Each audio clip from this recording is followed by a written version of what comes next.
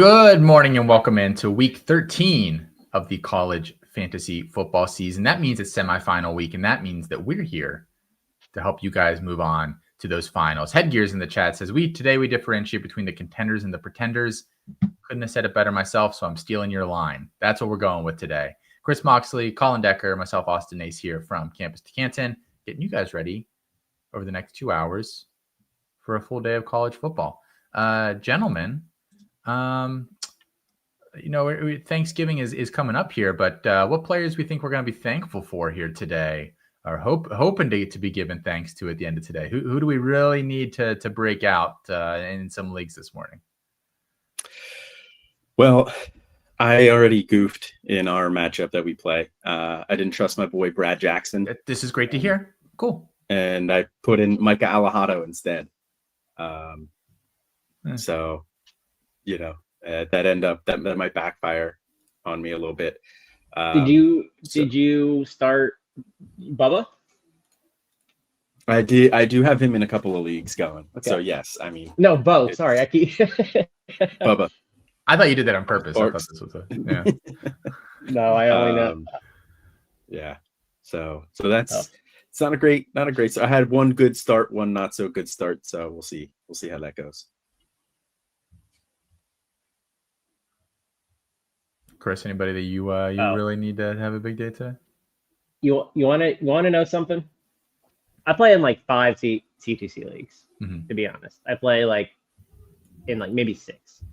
I'm probably going to cut a couple this off season. Unless they're best ball, I'm done. I don't think I'm still in the playoffs in any league that's not best ball. So I need basically that one team to do really well, and that team has Eric McAllister on it, and I have a lot of Eric McAllister across Underdog and CTC leagues. So it's Eric McAllister day, although I'm not feeling great about it. He could have 200 yards or 0. So. Yeah, TCU you've been struggling a little bit on the yardage totals lately. So I think Hoover's hurt. That would make sense. I'm not positive, but he kind of looks hurt.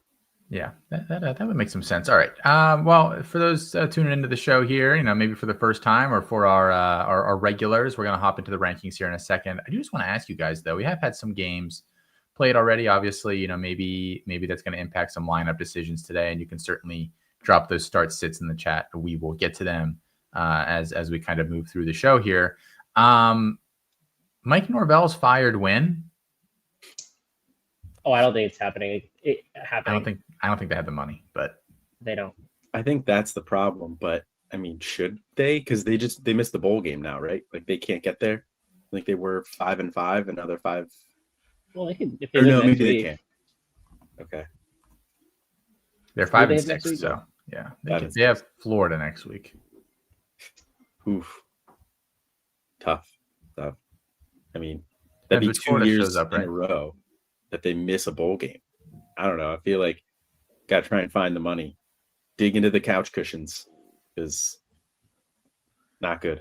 I don't know why Mike Norvell can't be a good reminder for these schools. All the coaches are getting extended right now. None of them have any business getting extended at the rates that they're currently getting extended at. I would, if my coach is, maybe if my school is named Nebraska or something, and someone comes to I'm just okay, whatever, we'll go find another coach. There's a lot of mediocrity getting extended right now and I think Norvell is a great example of mediocrity and getting extended. Just let teams. Did he get an extension, or he got one in the past? He got one in the past. He got one right after the big season. Yeah. Which, they went undefeated. I get it. They want to keep him around. So I saw the stat earlier this week, actually. Do you know that Florida State was ranked 7th in the country this year? 7th. I know they beat Alabama week 1, but that's an insane ranking. The season's been horrible for them though. Outside of that Alabama game, what game are you looking at and saying, feel really good about the way we played today against a quality opponent. East Texas A&M and Kent State, they were just running through some teams early in the season. I mean, that loss to Stanford is so bad. Yeah. And that loss to NC State's pretty bad too. Like, I mean, they crushed Wake. Wake's offense is terrible. They crushed Virginia Tech. Virginia Tech's a dead team walk-in. Like, I don't know. And I mean, what are you gonna do? You can't pay him, so you just got to ride it out, or you can't pay the buyout, I should say. Are you surprised that Dave Aranda is sticking around at Baylor? That's the most. Did they confirm that to me. Yeah, they came out and said he's staying. Oh, I missed that. I've seen the Loxley and the Fickle ones. I hadn't seen that they said the same for Aranda. No, I would have fired Aranda last year after that Colorado game. I've said that before. They said he's returning for 2026. I think yesterday they came out, or maybe late Thursday. I mean,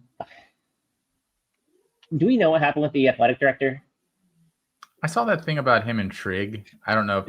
That feels like there was a lot of other stuff going on, and this is what we can finally point to get you out of here type deal to me. So they don't have an athletic director to fire. I mean, anybody can fire him, really, right? Like, but can I fire him? I'll call in. Just give me a cell number. I'll do it. I mean, you need a new athletic director to hire the next head coach, right? So, I mean, I guess it makes sense that he's sticking around, but like, you're just accepting mediocrity at that point. Like, he's just been bad. They don't recruit particularly well. They don't play defense particularly well, which is a problem when your head coach is a defensive guy. They've done a very poor job over the past few years of consistently getting the ball in their best players' hands. Well, the best players are don't finish the game. Yeah, their best players always hurt to the running backs. So I don't know. I don't. Yeah, that was a more surprising one than I thought he was for sure gone. What's his buyout? It can't be buyout related. There's no way that buyout is significant. I feel like it's got to be what Chris said with they just don't have an AD right now, and then they'll hire an AD and he'll fire Aranda. Then don't promise that he's coming back. We'll evaluate all options in the offseason once we have an athletic director. That was easy. Buyout. Yeah, they said he's coming back for 2026. Not even we'll evaluate. So his buyout is $12 million. That's nothing. That's chump change. That's chump change. Exactly. I mean, does Baylor not have any money? Maybe they also feel like, who are we going to get on the market right now with all these other openings? So they'll wait for next cycle. The theory that I heard was essentially that, which is they're retaining him because it's a bad time to fire your coach. Do you really want to be competing with Florida, possibly Kentucky, Ole Miss, when Kiffin leaves? Arkansas, LSU, Penn State, those are a lot of good jobs that are above Baylor. So, yeah, you know who is the? Oh, I'm glad I did not say that out loud. Okay, never mind. Sorry. Okay. Great. Well, on that note, let's get into the rankings. Do our weekly rankings check here. And apparently it's gotten foggy on my screen. I don't know what's happened here. That's fine. Rolled in. I don't know. I'd never know. All right. Quarterbacks. Here are the top 15 QBs this week. Again, we've already adjusted out some of these schools that have already played. Byron Brown has the top spot this week. They're taking on UAB. Colton Joseph, Alonzo Barnett, Haynes King, Drew Mestamaker, DeMond Williams, Sawyer Robertson from that aforementioned Baylor, Brendan Sorsby, Marcel Reed, Ty Simpson, Cale Helms, Nick Minicucci, Bird Ficklin. That's going to be one, Chris. I mean, I think maybe they're playing some games with some injury reporting here, so we'll talk about that here in a second. Joey Fagano against FAU, and then Owen McCown at 15. Do you think it is a Bird Ficklin week? I don't know. He did not. So Dampier did not practice this week, but apparently he's not been practicing at all, during the season, during the week. So the Allen Iverson approach to playing quarterback. Yeah, that could explain some things. Yeah, so I think he's obviously hurt, but I don't know this. I honestly can't tell you the severity of it. I think I would roll with Bird. I mean, you're a big favorite. Kansas State isn't very good. Like to be honest with you, I'm not sure Bird is a downgrade from not only a healthy Dampier, or not only an injured Dampier, but like possibly a healthy Dampier. I think Bird's been great. So I mean, if he's ruled out, I absolutely think you go with him. But I don't think we're going to get news until probably before kickoff, unless I missed it and it came through.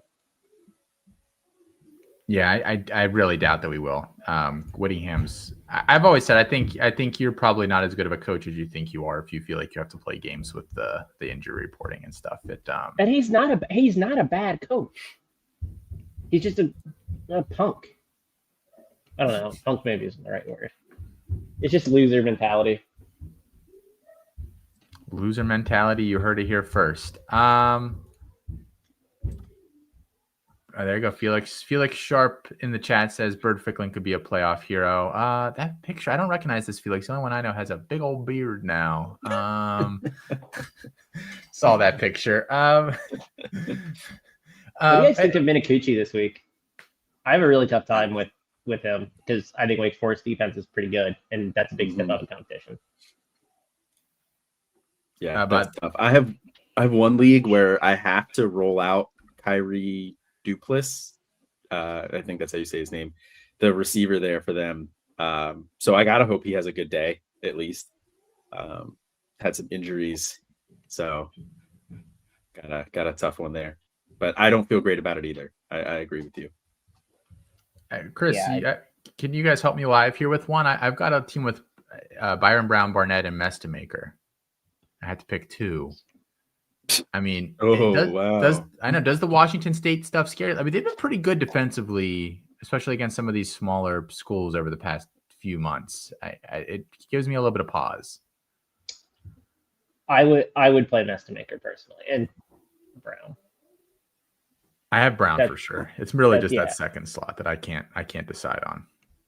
I mean, while we're bragging, I have two leagues where I have Byron Brown and Colton Joseph going. So, we're just going to go that route. We're just talk about how great our teams are. Well, the nice thing is that the person that I'm playing put up like 20 points combined between three players so far this week. So we're feeling okay about. He may or may not have been, just losing his crap in the Discord this week about it. But yes, we're having so far so good. I don't know. The SEC schools all have these cupcake matchups. We get asked this question all the time. But this week, I think it's really amplified because, obviously you can't really afford a zero at this point in the season. How much do you trust some of these fluff matchups? Marcel Reed versus Samford, Ty Simpson versus Eastern Illinois. I think there's some other ones here on the next page as well. Some SEC schools that have Gunnar Stockton versus Charlotte is one. Even the Clemson guys versus Furman. How much are we trusting some of these guys and some of these games that figure to be potentially over pretty quick? I think it kind of depends on the person. But because like Klubnik, I don't know. I feel like he's just going to roll all over Furman because like that's kind of what he does is just beats up on these really bad teams. But Reed and Simpson, I don't know. Simpson, I feel the least good about because I feel like we could maybe see a little Keelan Russell today. Maybe a little Austin Mack or something. I don't know. But I feel like Simpson could be a guy that they get out of there. But, you never know. Slip that one right in, huh? I did. Yep. You like that? Big Austin Mack week. I mean, he might Eastern Illinois might get a preview of their quarterback next year. Maybe. I mean, let's be honest. He feels more of like a Sacramento State guy. With Brennan. Sacramento State brought in a some quarterback. I don't remember. Did they bring in Rashada? Yeah, I think so. No, I don't think that ended up happening. Did it? Oh, did it? Or he maybe they did, but he didn't get the starting job. Wherever Rashada went, he didn't get the job out of camp this year. I don't think he's been playing. To be honest, I've not watched any FCS this year. Usually I can watch a little bit. I have not.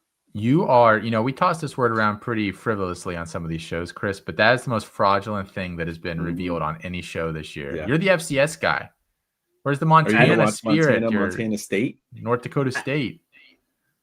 I just haven't watched. I can barely watch the games here. So trying to find Underdog FCS has games Montana State on their slate. You can pick a couple of guys from that game. There you go. Battle of the Wild. Yeah. It's Cardell Williams, by the way, who's the Sacramento State quarterback. I believe he was from at Tulsa. Yes. Yeah. By the way, he's a perfect passer rating on the year. Oh.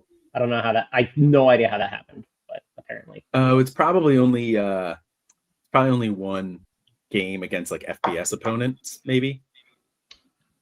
Is that all it's counting? Something's messed up because his passer rating against Portland State was 276.3, and I'm not sure that's possible. College passer rating is different, right? Tim, stick around, buddy. Stick around. Next slide.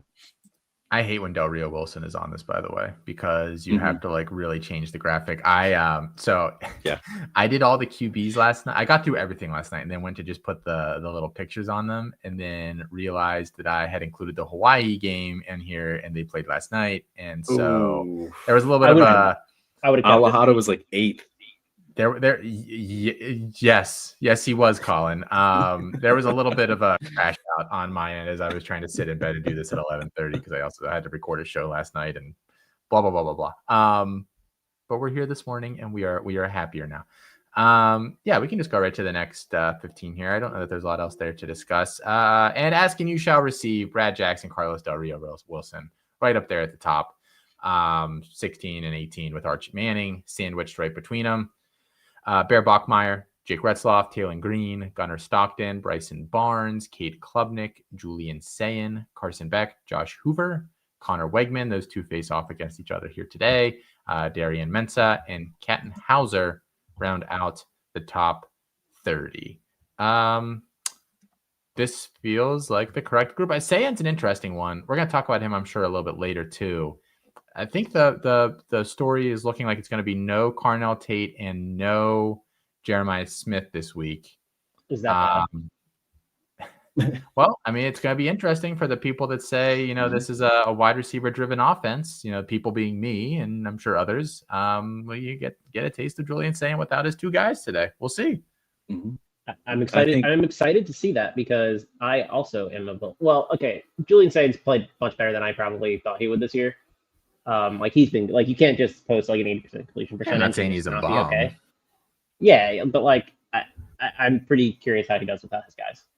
Julian Sayin for Heisman is the dumbest take I've heard in years for Heisman. Like if you're voting for an Ohio State offensive player for Heisman, you should be putting Jeremiah Smith on the ballot. I'd rather have Julian Sayin for Heisman than Fernando Mendoza for Heisman. So Ty Simpson for Heisman, man. Did you see his odds were at plus 15,000 earlier this week? I threw a little cash on that. They thank you for your donation. I just don't know that there's a path for him, considering it's like a regular season wrapped up award. I don't understand why every year, there's the hand wringing from the national media that do nothing about it, by the way, that maybe a non-QB should win the award. We're all trying to find a guy who did this. There's literally no discussion this year on possibly the most dog crap year of quarterback, high-end Heisman play. I don't care about fewer possessions. There's just no quarterback this year that has been anywhere in the ballpark of what the Heisman is supposed to be on a week-to-week basis. In terms, it should be Jeremiah Love. He's the best player in college football, I feel. So I just don't understand why we can't have an actual discussion about somebody else who should be. I mean, shit, put Arvell Reese in New York. He's been better than any of these quarterbacks on a week-to-week, down-to-down basis. They need to put him in the game, get him a rushing touchdown today. Might as well. There might be a lot of rushing touchdowns today in that game. Really would not be. And Colin says, we'll see if Ohio State loads up Bo Jackson's plate today. I anticipate, with how bad Rutgers is defensively against the run, a rather large Bo Jackson day. I don't think he made our top 30 for this week, but that was also before some guys are starting to get officially rolled out. Maybe if we adjusted at this point, he would sneak in there. But do we have any quarterback questions? I know we were talking about Del Rio, Wilson, and Jackson in the chat, but somebody said I have Hauser in over Sorsby right now. I had Calandria and Navarro play already. Is there any pause with Sorsby's matchup? Where is that game? Because I'm pretty sure Cincinnati is like nails at home and just dog water on the road. So that no, it's in Cincinnati.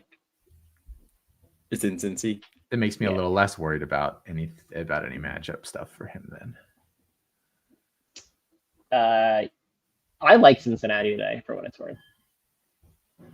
Like I think they're going to be pretty competitive, but I understand the worry. Their BYU's defense is good. I wouldn't say it's like amazing.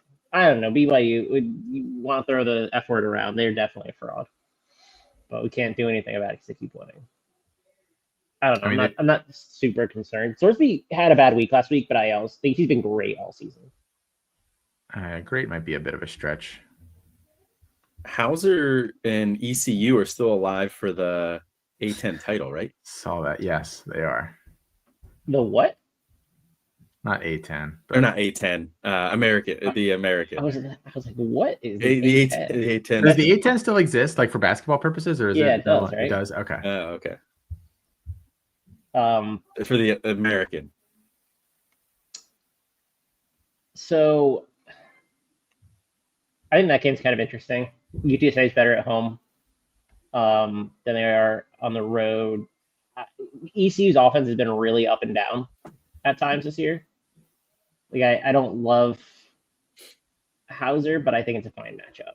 Like he's 30th, right? We've already had some guys play, so like he's top 30 quarterback, top 35. I think it's fine. The player that I am a little I mean, we do this every single freaking week. It feels like with Taylor Green, like, can you start him against Texas? It's an SEC matchup. Like he's not great in the SEC, generally speaking, but he hasn't been as bad this year as he's been in the past. He's like probably going to get you 20 points as a floor. And I think there's potential ceiling plays, but like there's also I understand the hesitation with them. Nathan in the chat says, I have Heisman Heinschel starting currently and not super comfortable with it. Otherwise, could pick up Sellers or Van Buren to start. Who does LSU have today? Western Kentucky. Van Buren could be interesting. I mean, I kind of expect that Georgia Tech game to be pretty high scoring. I do too. Yeah, I think I would rule out Heinschel, to be honest.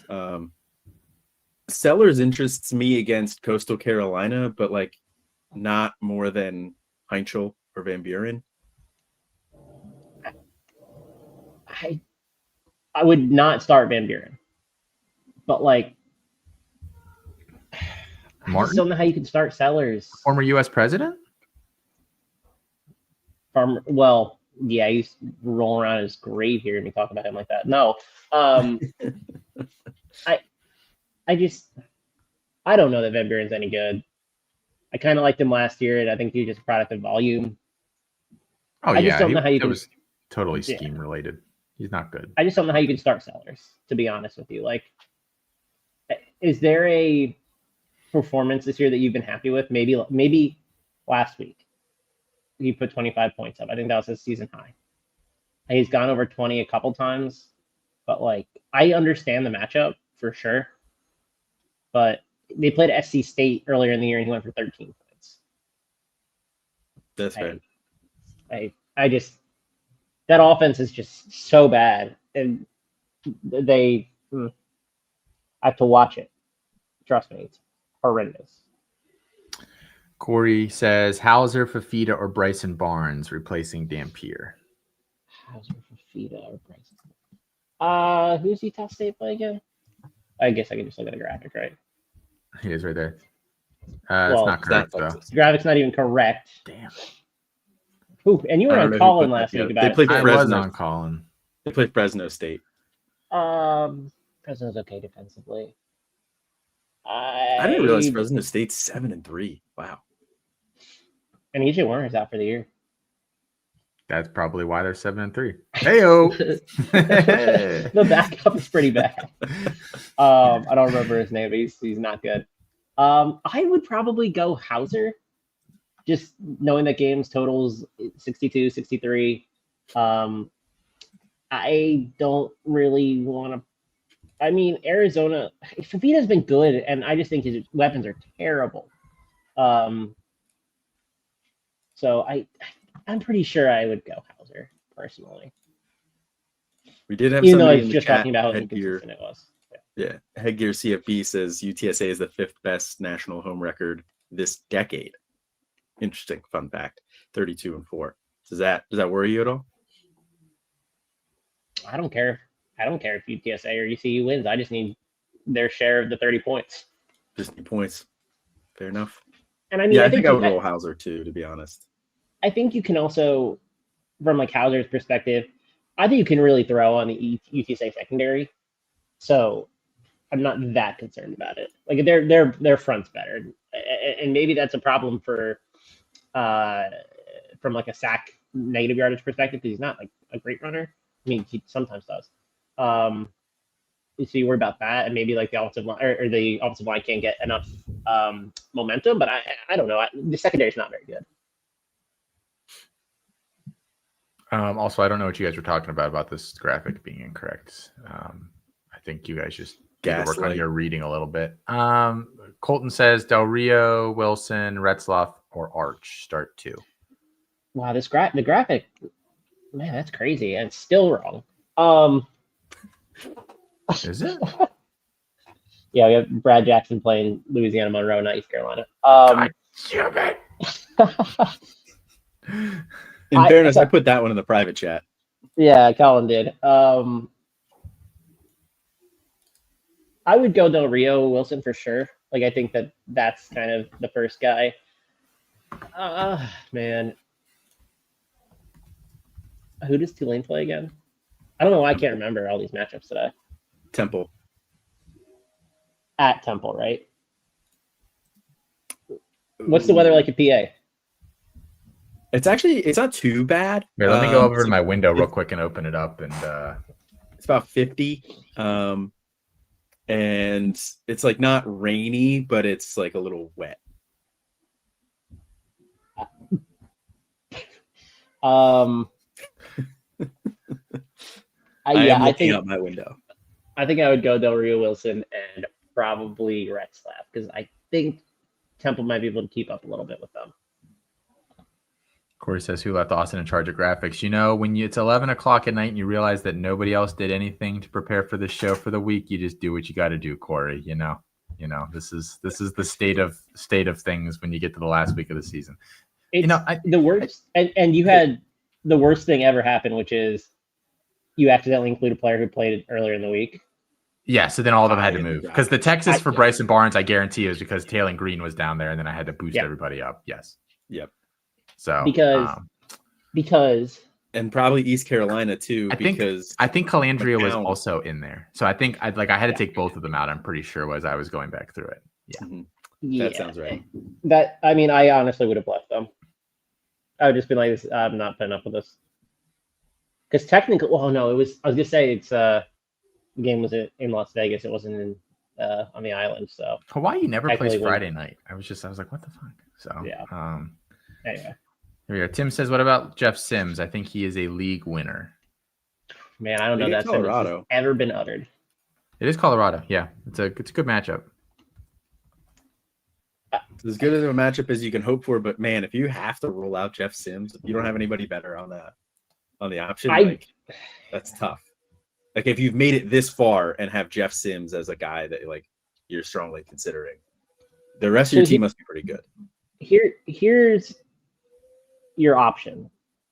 Well, here's the scenario you're facing. Jeff Sims 9 points against Houston, 11 points against Utah. Now better defenses for sure. 41 points against Iowa State, not a great defense this year. Missing a bunch of players. West Virginia, not a great defense this year. 34 points. Now, I don't know that I am comfortable enough with my playoff life on the line to start Jeff Sims. I personally can't do it. Yeah, but that takes some cojones. You got a wheelbarrow. Yeah. Stick those bad boys in the microwave. I don't know.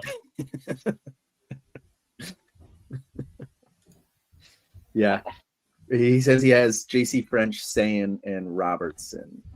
I'm assuming Sawyer, yeah. Yeah. I think out of that group, I have Sims over French for sure. Probably over Sayin this week, just because we talked a little bit earlier about, like Sims and Tate are out, or Smith and Tate are out. Is it going to be more of a run heavy week? So I get having Sims over Sayin there. I think it comes down to Sims and Robertson, and I probably lean Robertson. I think I'd play Robertson too. I mean, Baylor gets Arizona. Yeah. Arizona is down some guys on their defensive line. So, I mean, Robertson's been good this year. I think he's the guy that I would go with and just say, I'd rather put my fate into Robertson's hands than Jefferson's hands, personally. And if I lose because of it, whatever. Robertson will get you somewhere around like 25, 30 points, and maybe could get you up to like 35. Sims is going to be like 10 or 40. I think I trust Robertson more. Do you know how many passes Robertson has attempted in his last 5 games? Oh God, I would assume close to 200. Yeah. I'll read them out for you. Ready? 59 last week. 40, 26 down week. 52, 39. I mean, the volume is like kind of impossible not to want to chase a little bit. I know he hasn't been super efficient at times, but remember when we had Robertson for Heisman talks? That was fun. Well, he has terrible defense. I mean, he's doing his part. He is. I'm doing my part. He's threw 9 interceptions, so that's probably a lot. But he has 3,200 yards and 29 touchdowns. That's not bad. That's probably better than half the Heisman candidates. Yeah. All right, let's flip over to the running backs here. Caleb Hawkins, Jeremiah Love was real cool. Didn't have to move them at all as I did the graphic. 1-2 last week, 1-2 this week. Jonah Coleman. I can guarantee you they're probably go 1-2 next week too. We're going to discuss the Jonah Coleman thing. Cameron Cook, Emmett Johnson, Adam Randall. We have Jordan Marshall up here. He's going to play. I think this is going to be an interesting discussion, though, because I think he's going to play, but I don't know how much he's going to play. We'll discuss that here in a second as well. Kendrick Raphael, Lincoln Pear, Deshaun Bishop, Ahmad Hardy, Chip Trayanum, Evan Dickens, Damon Claiborne, and Wayne Knight. Do you want to start with Coleman or Marshall? They're both kind of injury issues at this juncture. So I had Adam Muhammad in all week, and then I got a DM, not saying from who, but they do have their own start sit show that appears live weekly. And he said, hey, you don't have Coleman ranked. And my response was, well, is he playing? And I still don't have a 100% guarantee that Jonah Coleman's going to play today. But I have to rank him as if he is, I think. And that's kind of where I ended up with Jonah Coleman, because if Jonah Coleman's out, I would honestly plug in Adam Muhammad right there. I think that he's a really capable backup running back, gets very similar usage, etc. It's a great matchup against UCLA. UCLA can't really stop the run at all. A lot of bad teams run on them. I think he's going to play. Is where I landed, and I think Jordan Marshall's going to play too. And I think if they're in, I think you play both. Unless I missed news that said Coleman's in, because I have not seen it. I haven't seen anything, so not yet. We'll hit some injury news later on in the show. Maybe we'll have something by then. Meth Labs is in the chat. Shout out Meth Labs. Always shout out Meth Labs. Sitting Hardy for Cobb, Ball, Raphael, and Claiborne in the Tadpole Bowl. Interesting. I've been going back and forth on if I think Hardy's a start this week or not. Oklahoma has a pretty good front. You can run on them at times, though. Ole Miss ran on them a bit. I'm just curious if they're going it's. First off, the most irresponsible thing that I've heard since Adam Randall got rushed back a couple years ago. Ahmad Hardy is going to, Bo Prabula is apparently going to start today for Missouri. That's wild. I can't believe he's not done for the season. Yeah. It's just grossly irresponsible, I think, by that staff to allow that to happen. But here we are. There's definitely not if they were playing like Southeast Missouri State, maybe you roll them out there, if you feel okay about it, but not great. Do you think if I'm Oklahoma, I'm saying I don't respect Prabula at all right now. We'll see what he's got. We'll just put 8 in the box. Yeah. Yes. What can Bo Prabula do well? Run. And what does he have? Like ankle or like a foot injury or leg injury that I thought was going to keep him out for the season. Dislocated ankle. Dislocated ankle. Like that. Yeah. It's not. He had surgery on it. Like he had surgery like only a couple weeks ago. Yeah. If he's not mobile, like the whole offense doesn't work. It's not pay for play, boys. You can sit out and still get your cash. You don't have to rush back for a meaningless game. You've made. You don't even need to be starting. Yeah, I mean it's. I don't know. Hardy's a really tough one because how many touches is he going to get? 25? Yeah, he'll get a lot. So it's hard. I don't know. He's going to be the offense. I think they're probably going to use him every way they can to get him touches. Now, I don't think he's going to go for 300 this week, but I don't know that he's not going to go for 15, 20. I mean, I guess it depends how confident you are in his ability to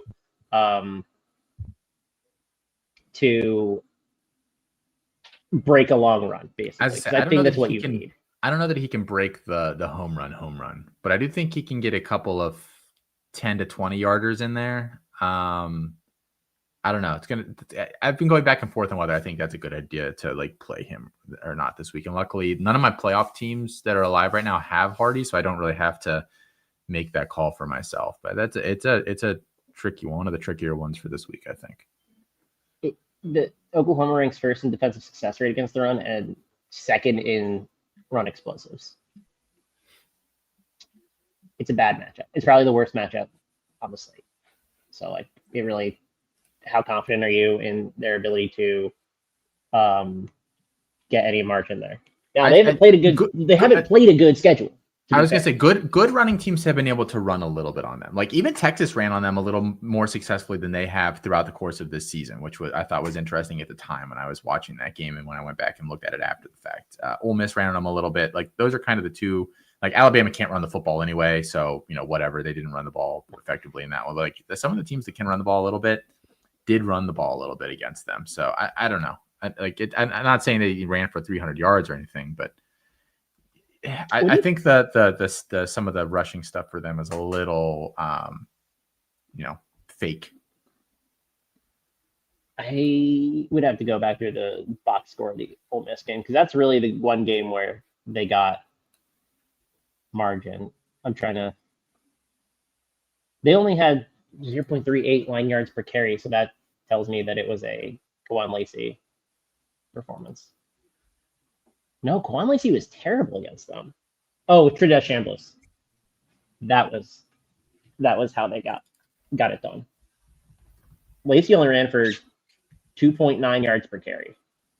Basically, what you're looking for out of Hardy this week is the Kwan Lacey game, which is 27 carries, 79 yards, 2 touchdowns. Which, I'm not saying that's impossible. I think it's totally possible. It's just that's what you're looking for. I do feel like that's probably what you get this week from him.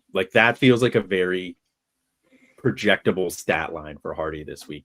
It's just going to be really touchdown dependent. And how well is Missouri going to be able to move the ball overall? Are they going to be able to get close enough down to the goal line? I think so. I'm rolling out Hardy in a matchup this week. I think it's the one against Is it where you play me? I think so. Yeah. Yes. So we'll see. I think the floor is very low. Yeah. Missouri's implied T total is 17 points. So you better hope those 2 touchdowns go to Hardy.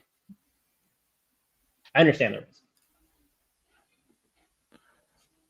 We haven't really got any running back questions that I remember seeing so far. I think we had a wide receiver one early, maybe. So no real running back questions coming in yet here. Let's hit the back half of the top 30.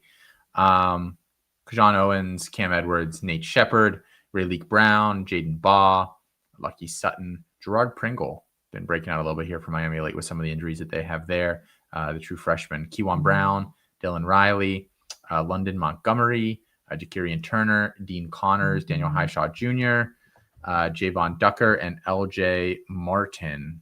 But 16 through 30 here. Kewan Brown is out this week, by the way. He is. I did not see that he had been rolled out officially. Yeah. 12 hours ago. 12 hours ago, it was 4 a.m. Sorry. That was the tweet that I see here. So of course I missed it. Does that make you want to play Duke Watson? Yes. Versus SMU? With no Miller Moss?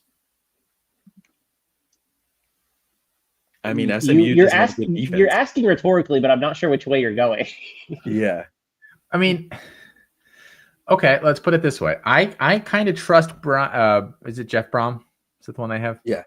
I kind of trust Jeff Brom with QB decisions. He's chosen to roll Miller Moss out there all season.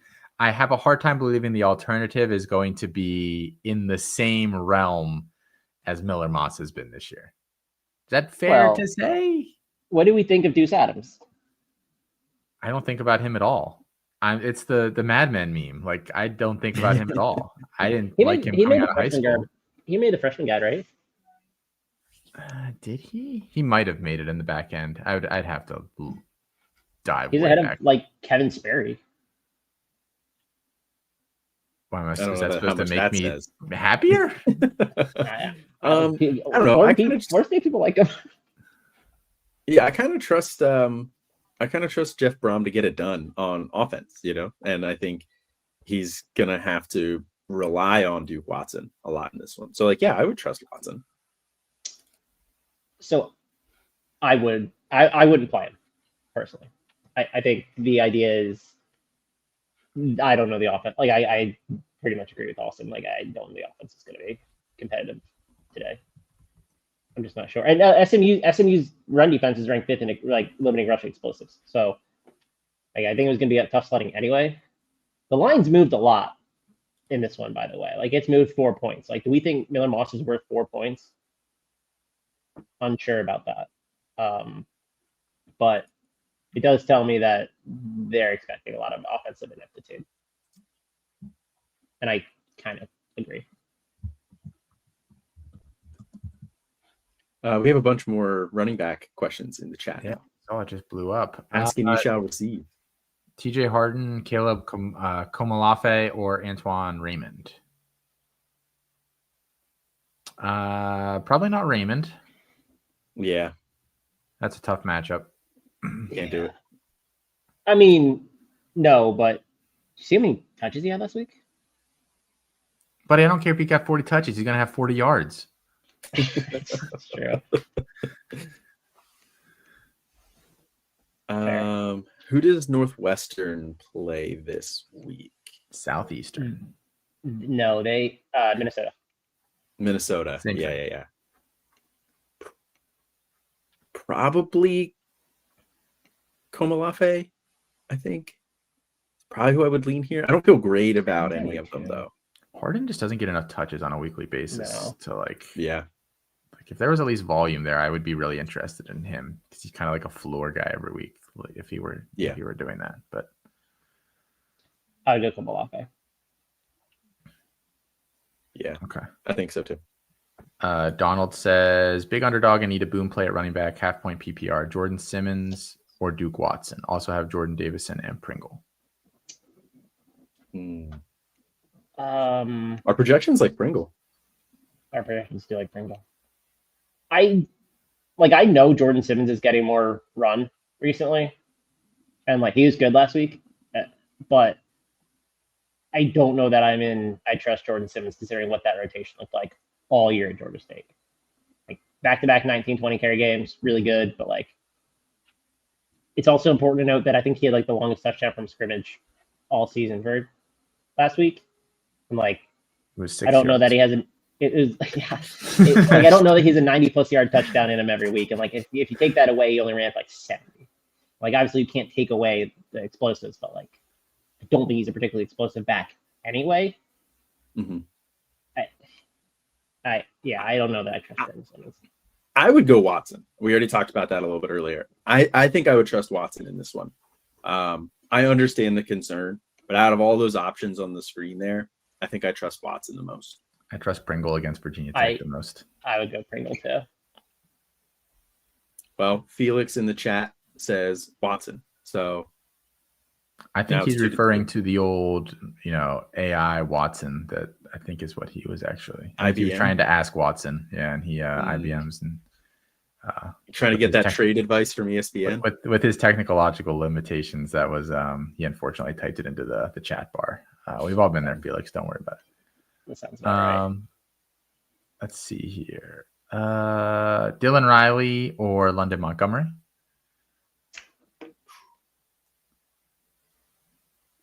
I think Dylan Riley for me. That usage is so weird week to week. Yeah, it is. Like 21 carries last week, great. The week before 6, 12, 15, great. 18, great. Like, I hate trusting Dylan Riley. Like, I know we have him ranked highly, and Colorado State isn't very good, and they're a 17-point favorite. So the math obviously tells us that it's probably Riley, but I do understand the Montgomery stuff for sure. I think I would personally go Riley, but I think it's pretty close. Like, the Montgomery usage was great last week, but he's also kind of hovering in the 10 to 15 carry range too. I just prefer that matchup. I get that. I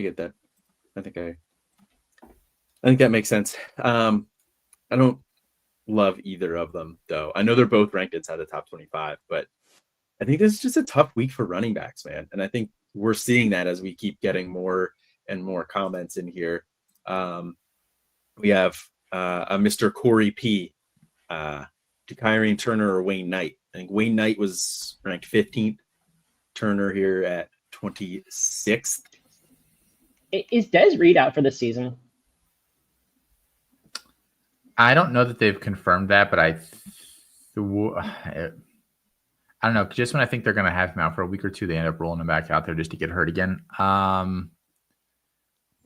I don't think he's going to play today in terms of rest of season. Pete Thamel just announced an hour ago Desmond Reed is out. Well, the question was rest of season, Colin. Did Pete Thamel have anything to say about that? No, just that this will be the 4th game that he missed. Okay. Maybe go back through some old tweets of his just to confirm that.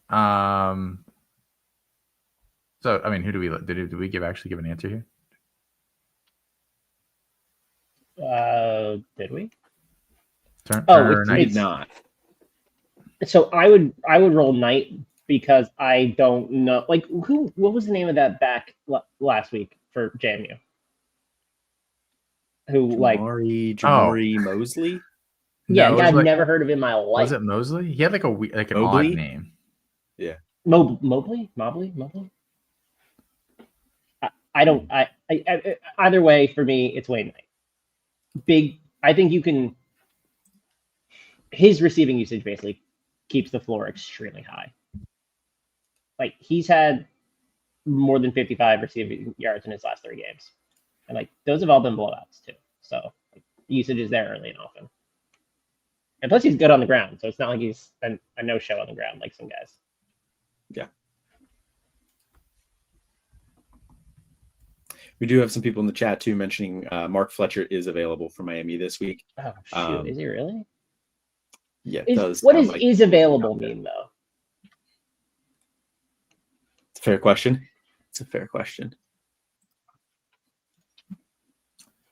You never really know. Like, I thought Fletcher was out for sure, but obviously not the case. Yeah, I mean, if Fletcher is playing, then it's hard to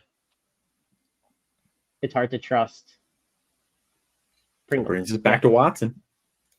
Yeah, I mean, there you go. All roads. I didn't realize Fletcher was in. If Fletcher was in, I don't even trust Pringle. Kentrell Bullock or Ray Leak Brown? Somebody asks. I think Ray Leak Brown for me against Colorado. I agree. Yeah. Soft matchup. I know Jeff Sims rushes and can take away some of that upside there, but Jeff Sims can't throw further than 5 yards downfield accurately. So Ray Leak Brown could be in for some receptions here. And I know Tyson's a little bit banged up. It sounds like he's going to play, right? I haven't seen anything either way on that one, but I would. He shouldn't play, but we'll see. I got to be honest. That's pretty impressive to me. That he's going to go out there and play if he plays. That's character stuff. He should shut it down. He's Jeff Sims as his quarterback. He's already hurt. They have nothing to play. Well, they can technically, I guess, still make the Big 12 championship technically, but they're not getting in the playoff. He really doesn't have anything to play for. So, except a revenge game against Colorado. That's true. It says he's listed as probable. Yeah, I think he's going to play. So I thought Ray Leak Brown had been better recently than he actually has been. He has been very good. So, yeah. I don't know. It hasn't been great, but I still think this is a nice soft matchup. I think I might go Bullock. I think. Maybe not. I don't know. That's pretty tough. I think I would go Bullock, but it also probably depends if Braylon Braxton is out for Southern Miss. Which I had not seen that. If he is or isn't. Where do we have Wayshawn Parker? Somebody asks. Brett asks. Sorry, Brett. We probably don't have him very high because he only gets 10 touches a game. 44, which is low.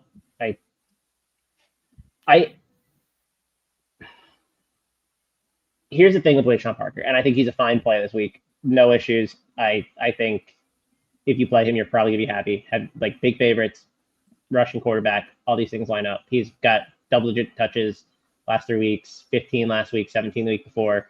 So he's over 100 yards, I think 3 straight weeks. Yes.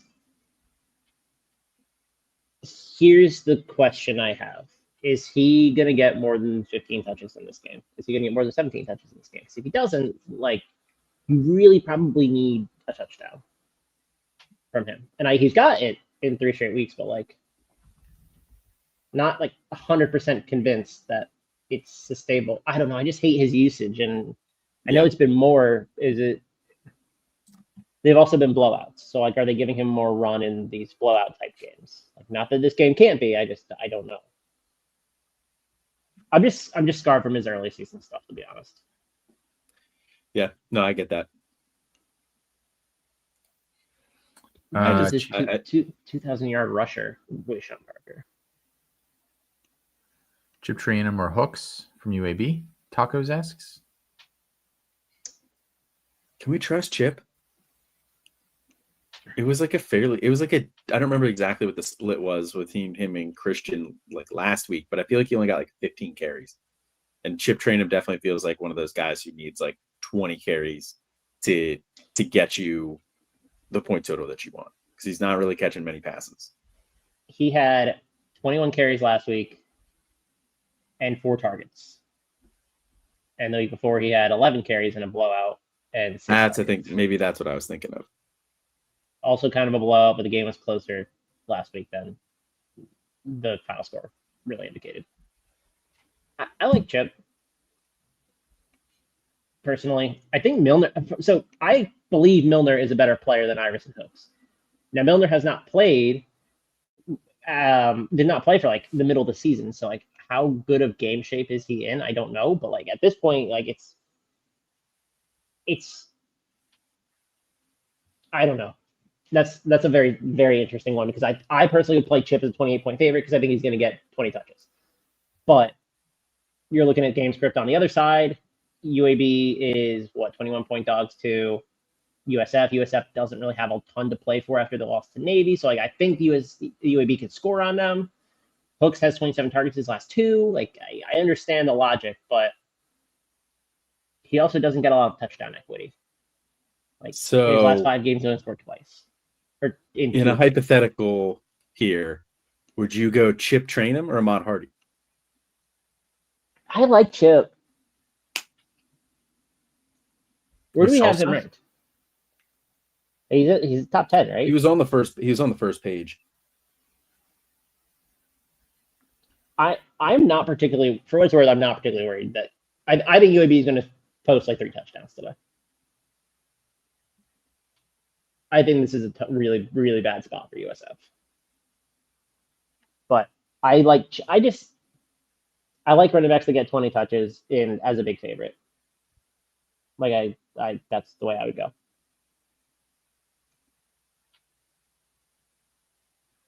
Okay. I think that was the last question. There was just some other, commentary as we were discussing some of these guys. So let's hop into wide receivers here then.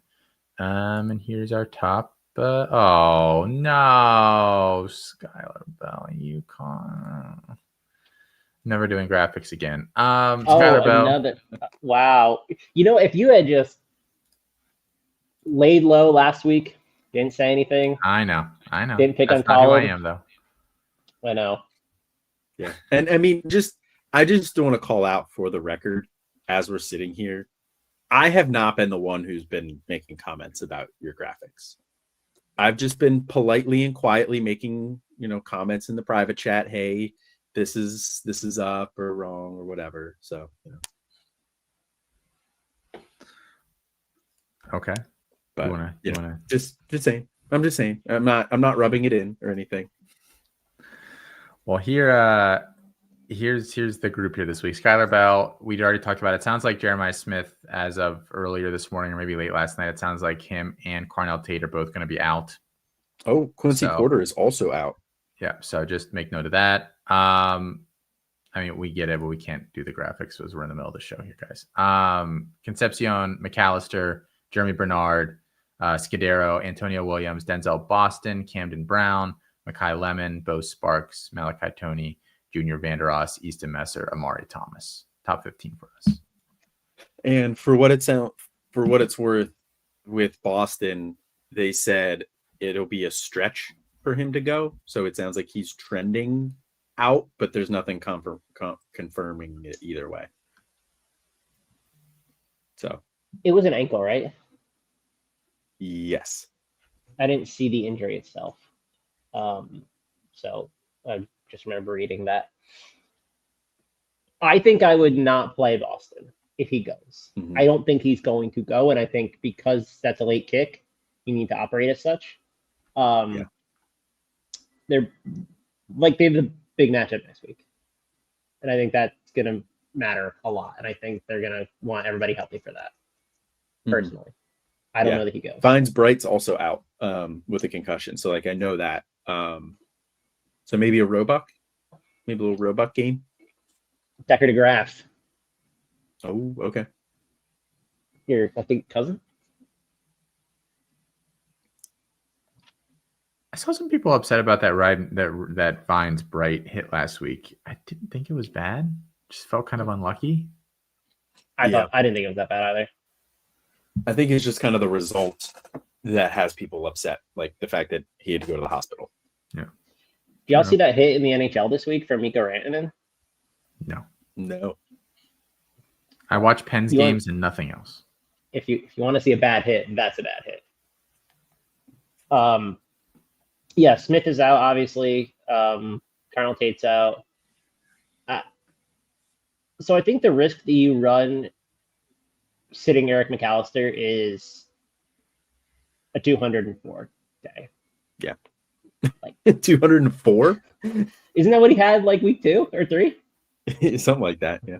I'm just I think he was on a lot of benches that week. That offense is very boom bust. And I don't know that Hoover's healthy, but I don't think I could sit Eric McAllister.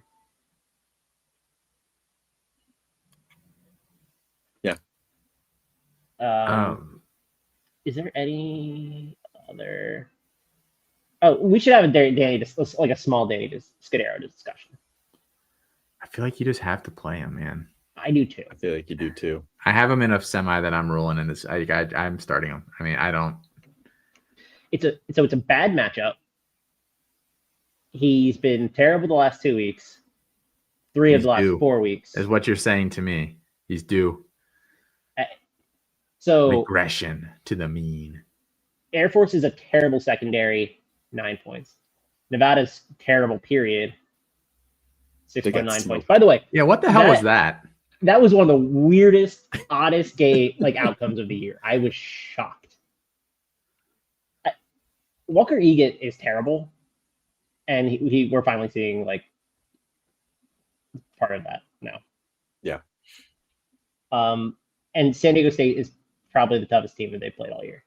So I understand the hesitation, and I think they're legit questions. I watched Danny Scudero go for like 50 points twice in the last 5 weeks, and I'm saying, yeah, he could do that again. He feels like it could be like the Texas game that we had a while ago, or like the Easton Messer treatment, where he just gets like 10 catches, like 70 yards. Like that. You'd be happy with that, though, right? Yeah. Mm-hmm. I'm having some crazy deja vu. There was somebody that was exactly like this last season. Was it Nash? It was Nash. That like this time last year, we're like, can you roll out Nick Nash? He's really good. So Scudero had 7 targets last week, 10 the week before, and 9 the week before. They've gone down a little bit, but it's still. I mean, he had 24 against Wyoming 5 weeks ago. Yeah. Do we think he's still hurt? Maybe. I didn't watch any of that game last week, so I don't know. I don't know how he looked physically. I didn't either. I actually did that game. That game was still on when I woke up. Yeah, I think you have to play him. I'm doing it. Yeah, same. I'm rolling him out in a couple places. I got Jaden Barnes from App State being out hurts. Do you guys think it's better if you have a guy like Jaden Barnes in your lineup right now? Like, do you yank him out and just not trust the auto subs to go through? Like, how do you treat a situation like that? Asking for a friend. I have one exact example of that myself, where I'm trusting the auto sub because the auto sub is going to be Corey Rucker, who got 20 points, versus putting in somebody else who. Am I going to get that points? So I am in that exact same scenario too. I'm going to trust the auto subs. I have Dean Connors as my auto sub. I think actually it's really funny. Rucker, I think, is the guy right after him. So can you move him to wide receiver instead? Just swap him from flex to wide receiver. I have Barnes in at wide receiver right now, but I think the lineup thing adjusts it so that a running back it goes up and then a player goes into flex, right? I think is how it works. Oh, I don't know. I haven't seen that. Trusting the auto sub though is, as we have seen multiple times this year. I mean, I have to feel like if Jaden Barnes doesn't play, the commissioner will do the right thing. I'm not even going to get started on auto sub. Oh, Corey says it does not adjust. I didn't think it did. Okay, I thought it did. Okay. Well, that changes. That's too advanced for Fantrax. Let's see. The hamster on the wheel can't handle it. How are we feeling about Graham since Smith and Tate and Porter are out? The problem is that Graham sucks, and so you're really relying on a guy who's done nothing and has proven that he can do nothing. I think it's a Max Clark game. Oh, interesting. I think he's actually played pretty well the last few weeks too. Like, I think that's the angle to attack this with. Yeah. Like, it might not make sense if you need a receiver, right? But like, I think he's probably the primary beneficiary, and I think they probably want to get him going for the playoffs too. Like, he's played better. Yeah, I think he's been fine. That plane might never even need to get off the ground. That's the thing. They might just run the piss out of the ball today, more or less. Yeah. who's even going to line up with Graham? Oh, Brandon Ennis probably. Yeah. And soon the breakout's happening. He feels a lot like Julian Fleming the last few years. As long as he doesn't end up at Penn State, that's fine. Or like all the stuff that happened subsequently, but we don't need to get into that. Fleming's in prison for anybody who didn't know that. All right. Lacey versus App State or over McAllister or Vandeross. Lacey is on the next graphic. I know that for sure. I know a lot of people who are concerned about Lacey. I would go McAllister too. But there's a lot of concern about Lacey. I mean, he's really not been good in 2 of 3, which should have been like good matchups. Like Coastal Carolina's defense is not good. Georgia State's defense is not good, and he really is disappointed. So the volume is still there. He's still seeing 11, 12 targets, but I understand the concern. Yeah, I think I'd go McAllister and Vandeross out of that group. Yeah, he hasn't had over. I mean, he's been under 40 yards the past 3 weeks. A touchdown kind of saved him last week, but he's still the number 1 on an offense. I think is going to score like 35 points today. That's a tough part with trusting like Carlos Del Rio Wilson. Like he's not a great like QB, so makes it difficult at times to get consistency on a week-to-week basis. Chris Bell, Wyatt Young, Vandeross start 2. Young Vandeross for me, I think. I don't know what Deuce Adams is going to look like. Maybe he's cool. Maybe he's fine. Maybe they're drawing up a ton of stuff for Chris Bell, like easy gimme stuff this week, and he ends up having just a huge like PPR week. I think that's certainly possible. I think I might trust the other 2 a little bit more. I don't know. That's Bell's a tough one that I can see debating either side of that. I don't know how you can start Chris Bell. Yeah, I don't think you can. I think you got to go Young and Vandeross. There's a reason that Deuce Adams was the number 2, and it's not because his name is Deuce. Why is I getting made fun of for saying this earlier? I mean, I didn't make a hoop joke, or whatever, drive Deuces over here, but I said earlier, like I trust Brom with the QB stuff, and you're just like, I don't know. Also, Chris Bell really hasn't been good. Like he hasn't had a touchdown. So if you're not getting a touchdown, you're getting like 12 points. Louisville's offense hasn't been good. Like Colin and I have been saying almost all show. Like I think Brom knows what he's doing with this quarterback situation, and I don't think Deuce is it. Mm-hmm. I don't think you can trust Deuce. Yeah. So I don't think you can trust Chris Bell. Duke Watson, on the other hand.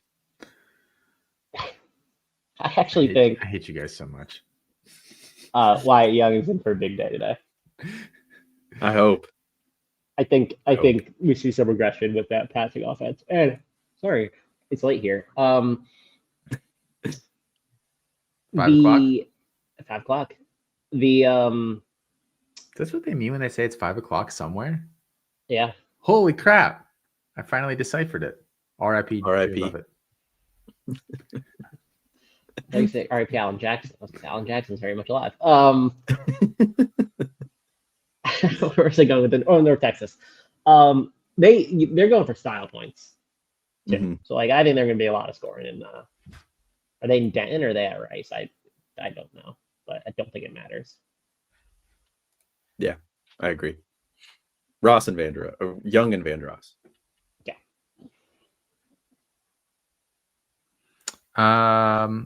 Let's see, Ryan Davis or Alex Perry. I think I have a hard time trusting Davis if Bird Ficklin is going. So I think I'm going with Perry. I think we Perry ranked higher too. Yeah, he's at 28 here. Yeah, I would go Perry. Perry would have been a probably really good play all year if he hadn't been injured in the beginning. So like it feels like he's coming on stronger, but like I think that would have been the case if he didn't get hurt or wasn't hurt. So I like Perry. Yeah.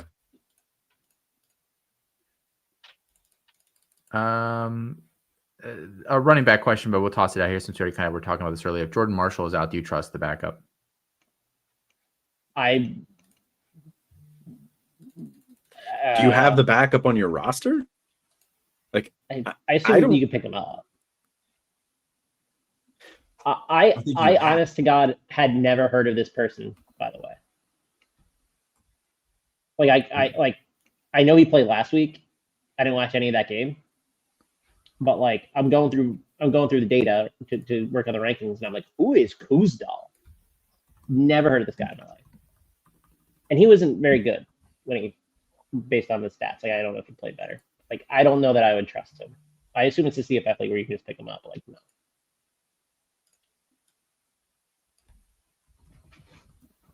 Unless you all have strong feelings on Kuzdal. Kuzdal? No, I don't. I don't know anything about this guy. No strong takes there. Let's see. Half PPR, start 2 of Andrew Marsh, Kendrick Law, Malachi Fields, and Jordan Allen.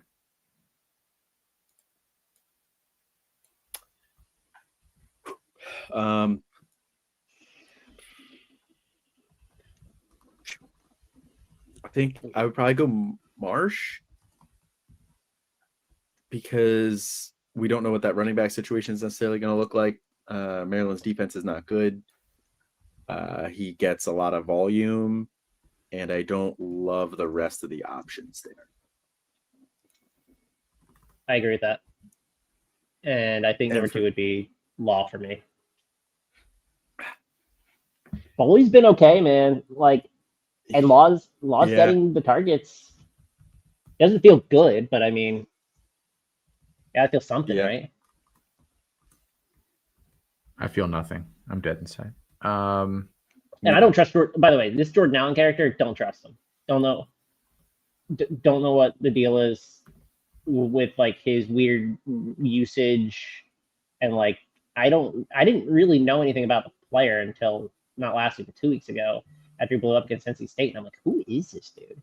And he's doing a lot of gimmicky stuff. Don't trust it yet.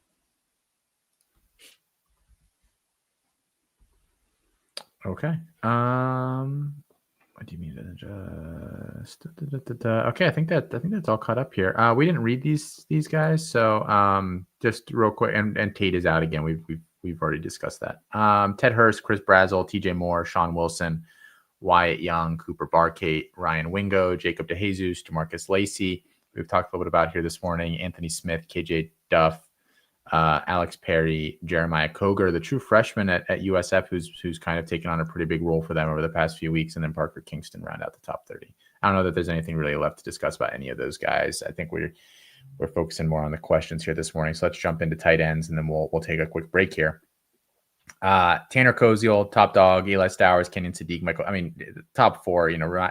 Let me know if you've heard those guys in the top 4 all season. I think that's kind of your group more or less right there. Hunter Tipton at 5, Brody Foley at 6, Sam Roush, Grant Holier, Dallin Bentley, Isaiah Cummings, Tradez Green, coming off a bit of a stinker, Carson Ryan, Shimon Medier, Josh Cuevas, and Juice Vereen. The Juice Vereen guy is going to be happy. He's been in here 2 weeks in a row now. There we go. He's getting that single solitary touchdown every week, He can't keep getting away with it, but he is. And yet, here we are. Yeah. I'm assuming Green plays, right? You're probably asking the wrong guy on that. Because he didn't play last week.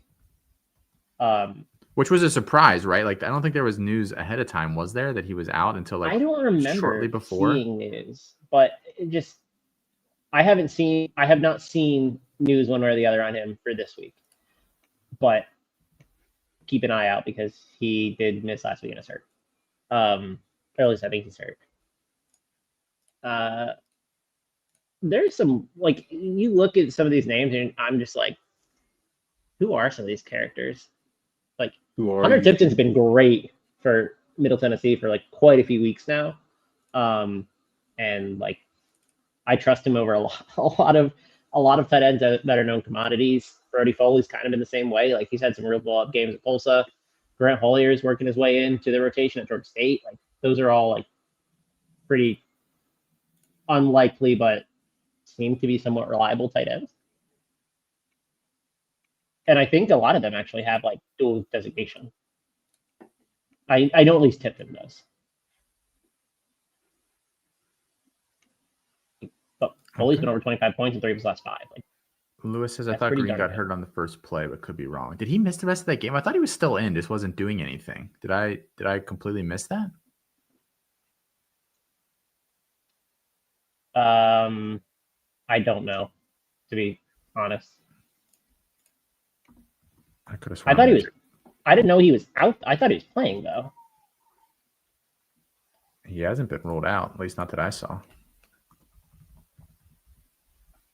I'm pulling up his PFF, just snaps by position. No, he played 57 snaps last week. He just didn't do anything. Okay, yeah, I didn't see any news about him. Like he might have gotten hurt, but yeah, I mean, he played like the rest of the game. I don't know. So yeah, 4 targets, 1 reception. Yeah, he didn't. And they needed him last week too. Yeah. I don't know that I trust really anybody in this passing game, though. I mean, if you need to start him, you can start him, but like, Michael Van Bury doesn't really give me the warm fuzzies. All right, we're gonna take a quick break. When we come back on the other side, we're gonna talk some Underdog. Chris, you can give out some betting plays, Devi Sash, injury roundup, and we'll pick some games, all that and more right on the other side of the break.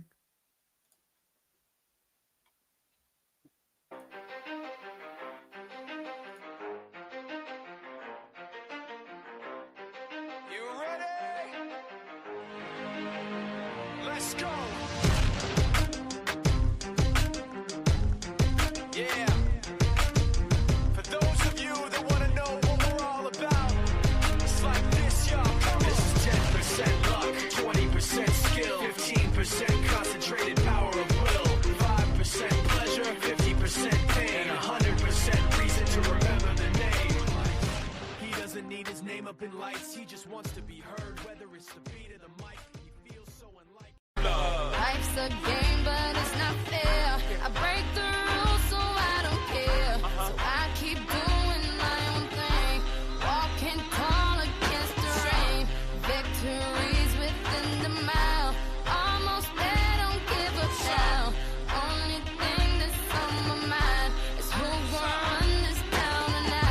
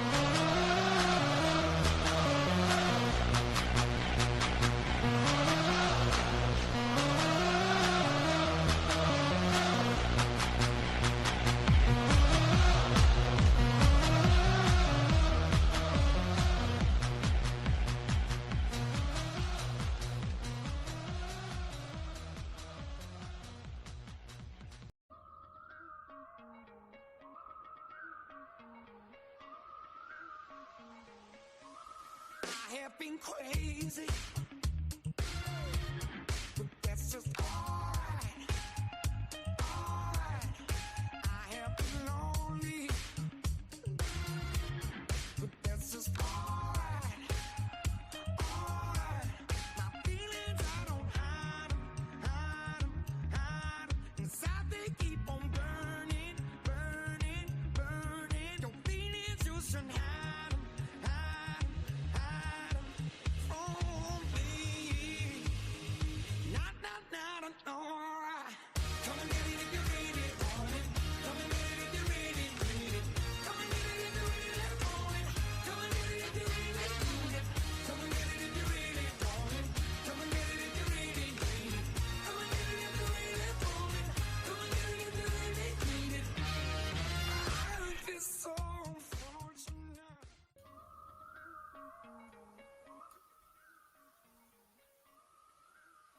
You know what I really need?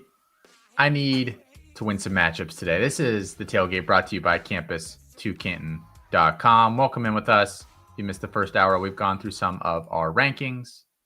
We've gotten some start sit questions. We've got some more trickling in here. So let's get to some of them here real quick, and then we'll talk some Underdog. And then just real quick in the chat, Scudero much better than Nash. So that's not going to happen again this year, except it already is. So, but I don't disagree. You guys trust Koger? Somebody asks. He's been good. He's been getting targets. He had one bad week. And it was the week where I was like, oh, his touchdowns are too long. And they were, but still. Did Chaz Nimrod play last week? I did not watch the game. Chaz Nimrod did not play. He hasn't played since week 7. Okay. So Nimrod and Singleton were the starting outside wide receivers to begin the year for USF. Koger's in one of those spots now. If Nimrod's playing this week, and I haven't seen one way or the other, it could be a little concerning. But he's been better than Keyshawn Singleton has. So I don't think he's just going to lose his role in the offense. And like it's a letdown spot, but UAB's defense is terrible. So yeah, I still think I'd play Koger, even if Nimrod plays.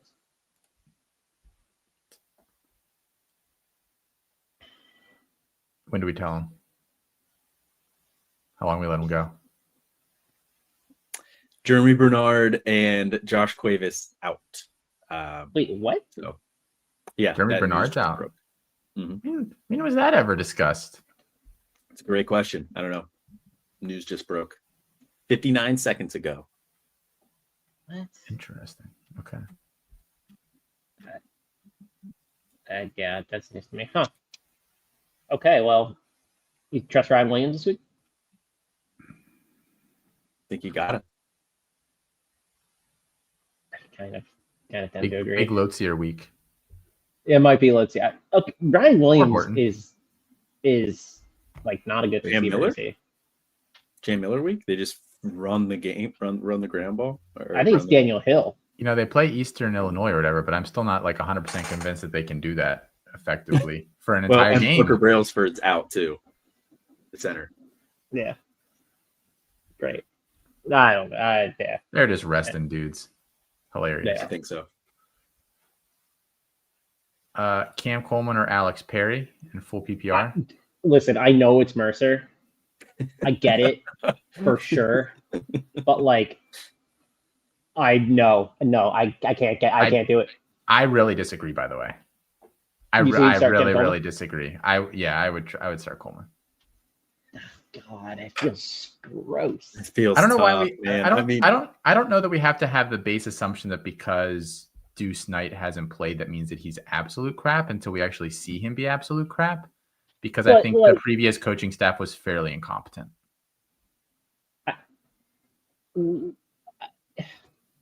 Listen, I know it's Mercer, but Deuce Knight was really not even that good in high school. Like he was good, but like not like he's a project quarterback. Like he's somebody that needed to sit this year. I understand why they're going to him. Like it doesn't surprise me, and like I understand why it's Mercer and not like Oklahoma, but. Maybe he is turbo garbage. Who knows? But we have data on him. Like he's not like a black box. Like he's a black box at this level, but not like we know what the prospect profile is. Like that is a scary profile. Didn't he have to transfer high schools? Well, because I don't know if he had to, but he did. He did transfer like twice, I think. He transferred up and then transferred back down. Yeah, I think so. That doesn't. Maybe that works against Mercer. Mercer's not that bad though. For what's worth. No, Mercer's also starting a true freshman quarterback as well, by the way. So like, I don't know this game is going to be that competitive. I think I would go with Perry for the floor. If you need a big game, if you're in that position where like, man, I need a ceiling play here, then I get going with Coleman because I could see Coleman going for 5 for 120 and 2. But I could also see him going 2 for 20. He's by far the best player on the team or on the field. like period. So like he might just, I'm better than you, Mercer, DBs, Mercy. Yeah, I understand. I get it. I don't know. I like Alex Perry though. If I didn't like Alex Perry, maybe it would be a different discussion. Dante Moore or Lenora Sellers? This might be the most Felix coded question. South Carolina has a cupcake this week, right? Coastal Carolina. Yeah. So could be cupcake year. So the weather is pretty nice down there in South Carolina. Like it's unseasonably warm. It was like 80 degrees yesterday. Here, how is the weather in this USC Oregon game supposed to be? Because it's been really bad weather for USC and Oregon the last few weeks, and I think that is really suppressing both sides, but Dante Moore specifically here results. And I think he's going to have an okay game against USC. I just don't really trust Lenore Sellers. God, that feels so horrible to say, but it's true. 5% chance of precipitation. Wind as of right now is 1 mile per hour. Could certainly whip up, it was going to be, but seems like high 30s, low wind, low chance of rain. Yeah, it's going to hit 50 on Monday. That sounds like a nice day up in Eugene. High of 53 on Thursday. Yeah, maybe I'll make a trip up to Oregon this week. It was 31 degrees here today, so like in France, I could go for 50. Yeah, I could go for 50. Oh, not that. It's colder than I would have thought this time of year. I guess you guys aren't. It's unseasonably cool. Okay. Anyway, I'm glad I just wasn't just showing my ignorant American ways there on that one. Do you like Will Henderson if Henry is out? I like Will Henderson all the time. But yes, especially if he's out. He's fine. Hey, ECU's run defense is okay though. Man, just me and Meth Labs, same page on all these players. Exactly. We're both Brad Jackson guys. If there's one thing that I want to be on the same page as all the time, it is Meth Labs. Generally speaking, any Meth Labs, all Meth Labs. Yeah. Detox clinics, no. Meth Labs. Now we're talking. Komolafe, Pittman. I'm assuming Jeffrey Pittman, Lawrence, Shamori Lawrence. Maybe Arnold, Josh, Lawrence Arnold. Is that a person? Did I make that up? Is that not a receiver? I think it's probably OJ Arnold and then Josh Cameron. And so I think he's got 5 players listed there: Komolafe, Pittman, Shamori Lawrence, OJ Arnold, Josh Cameron. Folks, if you don't give us a first, last, middle, initial, we're no longer taking questions on or at least commas. At least commas. He's high on his own supply, man. Because we got Komolafe, Pittman, Lawrence, Arnold, Josh Cameron. That could just be one person. It's like his name was my name too. It's like the Hollyhock's parents and BoJack Horseman. I think I would go Josh Cameron. I think Baylor can throw a little bit today. They're gonna have to. I also just have to ask why Cameron was the only one that got a first name in here. I'm just very curious as to what. These are all very common last names except for Komolafe, by the way. Like Pittman. And maybe Randy. In some places Komolafe is a very common last name. Just it sounds Nigerian. Is that wrong? I probably shouldn't be guessing on this sort of thing. Yeah, let's I don't know. I honestly don't know. I think I would go Josh Cameron, but I'm totally fine with Komolafe too. I'm looking it up. It's Yoruba. Yeah. Nigeria. It means teach the child the art of fancy/fashion, is what Wikipedia says. So it's not a Nigerian. Or wealth has brought honor. Okay. We're all learning something. Trust Wikipedia and I trust Komolafe out of that group. There we go. Donald says Ted Hurst is now a game time decision. Yeah, that was announced earlier.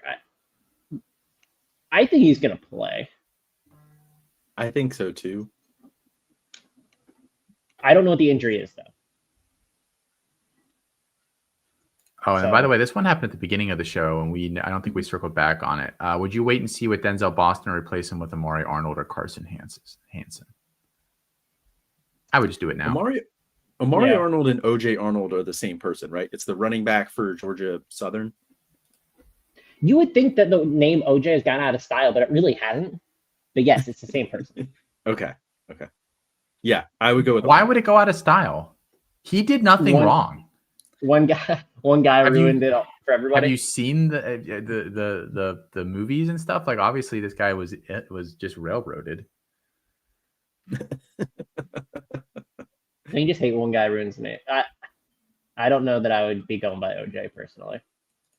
Just me. Yeah, I get that. But yeah, I would not wait on Denzel Boston. It sounds like it's a stretch for him to play. I would go with Arnold. It does feel like it's real arrogant if your name is, if you're a running back, to go by OJ. I think that is like one, like, you should not do that. There's no other running back that should ever be named, like, called OJ as a nickname. Sorry, buddy. No more tanks that are 5'8" either. Fuck that. We're done with that. Yeah.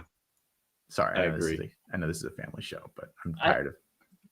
I've been trying to figure out how OJ Amari Arnold got his stats last week. I didn't realize he threw a 70-yard touchdown. He threw a huge touchdown too. Yeah. That's not really repeatable. And they're big dogs too. I'm not a big fan of him this week personally. I would go Hansen. The amount of people last week that were tilting because they're like, who is OJ Arnold and why did somebody start him against me? I saw it from multiple people. It was quite hilarious. Mostly because it didn't happen to me.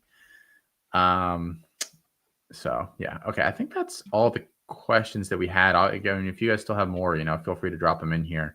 Let's just pivot over to Underdog real quick while we've exhausted all of these. Chris, I didn't see that you had submitted any, so I just went ahead and did a two guy bracket. Is that okay? I would like to point out that I can't even see them.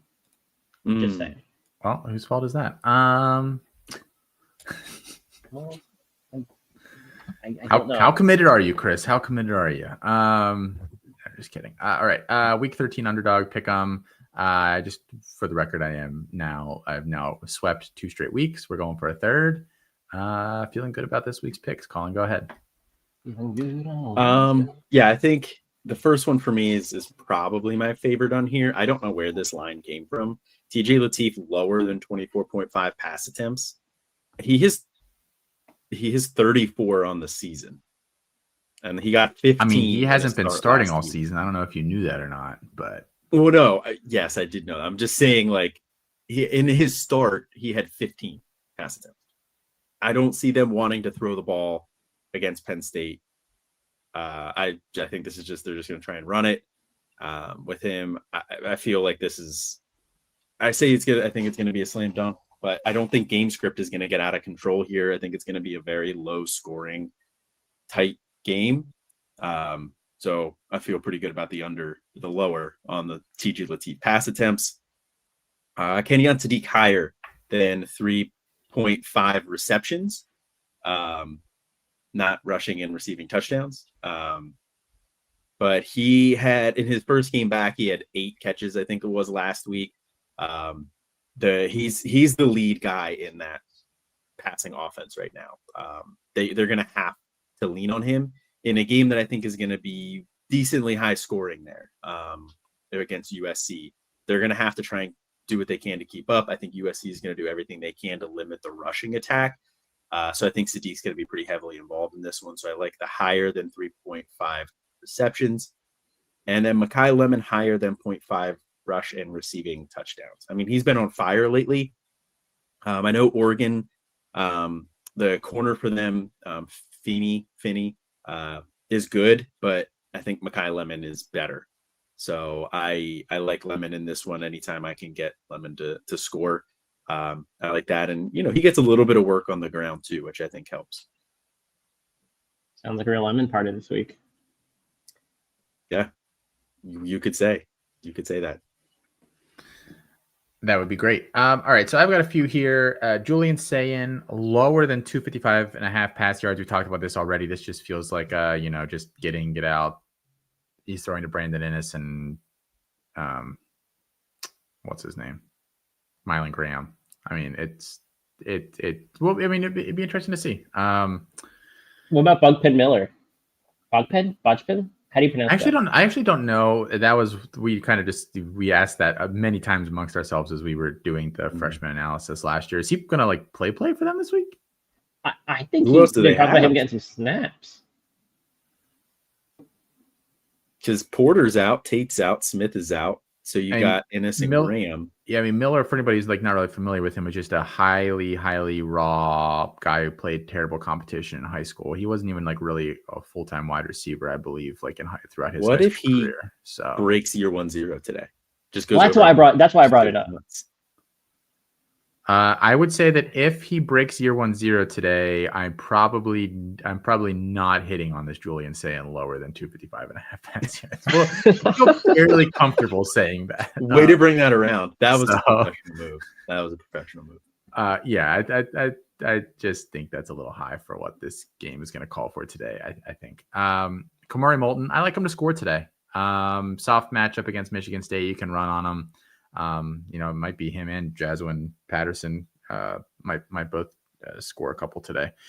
And then Andrew Marsh, higher than 65.5 receiving yards. Like, they are just peppering this dude with targets right now, probably because nobody else on this team is worth a damn that catches a football. So against Maryland here, it's not even like I think he's almost a little matchup proof in the sense that